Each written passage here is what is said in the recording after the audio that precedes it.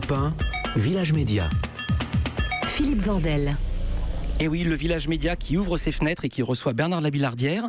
On parlera tout à l'heure encore un peu de votre dossier tabou qui va passer dimanche sur M6. Mais d'abord, je voulais vous présenter Johan Rock.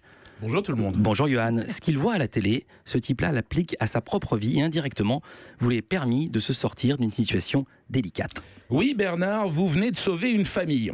Je vous explique, hier, son père m'ayant demandé d'aller le chercher à la sortie de l'école, je retrouve Colin, mon filleul de 8 ans, en pleurs. On lui a volé son sac de billes. Qui t'a fait ça? D'une voix étranglée, Colin lâche un nom. Joao Calderón.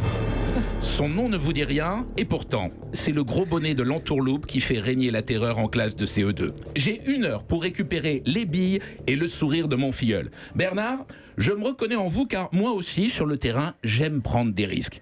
Et aussi le 06 de mes interlocutrices pour recouper l'info le soir autour d'un drink dans un relais château. Je décide donc d'appliquer la méthode de Lavillardière.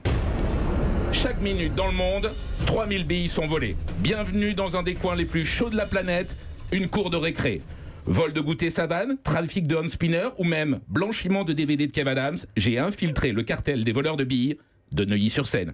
Seulement j'ai besoin de quelqu'un pour arriver jusqu'à Joao. Ce sera Sylvie, la femme de ménage, qui sera mon fixeur. Elle connaît bien le caïd pour l'avoir secouru après un petit accident en lui trouvant des fringues de rechange. Car même chef de gang, c'est jamais fastoche de garder l'autorité sur ses gars quand tu t'es pissé dessus après le goûter. Nous rentrons dans l'école.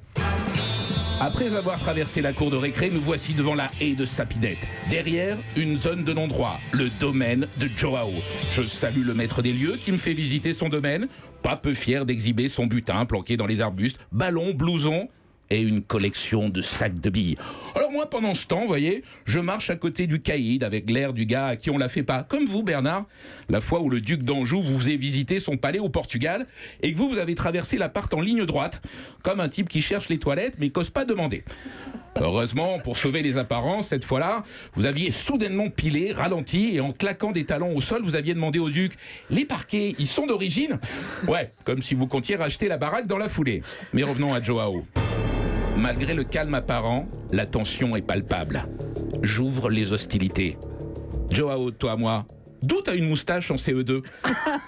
Le ton monte. Autour de moi, ses camarades me filment avec leur portable. Ils m'invectivent. Tu t'es pris pour le mannequin de chez Célio Club? Je propose alors un marché à Joao. En échange de la restitution des billes, je promets de lui faire rencontrer la personnalité qui électrise les discussions des cours de récré. Philippe Vandel. Après une bonne grosse minute d'un silence pesant, le caïd me lance « T'as pas plutôt le 06 d'Hanouna ?» Marché conclu. Joao rend les billes et propose même de m'offrir un blouson volé taille 12 ans. Évidemment, je refuse. J'aime pas du tout la couleur. Puis, comme le font truand et flic, quand ils considèrent avoir rencontré leur double opposé, nous nous donnons l'accolade. C'est pas parce qu'on n'a pas les mêmes valeurs qu'on peut pas s'entendre avec un méchant. Avant de partir, je fais promettre à Joao: surtout, fais-moi signe si tu rentres des nouveaux blousons. La nuit tombe sur Neuilly. L'heure pour moi de proposer à Sylvie, mon fixeur, d'aller prendre un verre. Une fois encore, la méthode de Lavillardière a opéré. Tout ça pour dire, Philippe, que, bah oui, en vrai, on peut vivre comme à la télévision, mais à condition de savoir l'éteindre au bon moment. Merci Johan Rock, merci. Vous avez bien fait rire Bernard Lavillardière.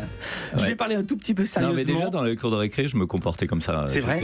Je jouais justicier finalement. Je me rends compte que j'ai toujours été fait pour faire de la télé. Europe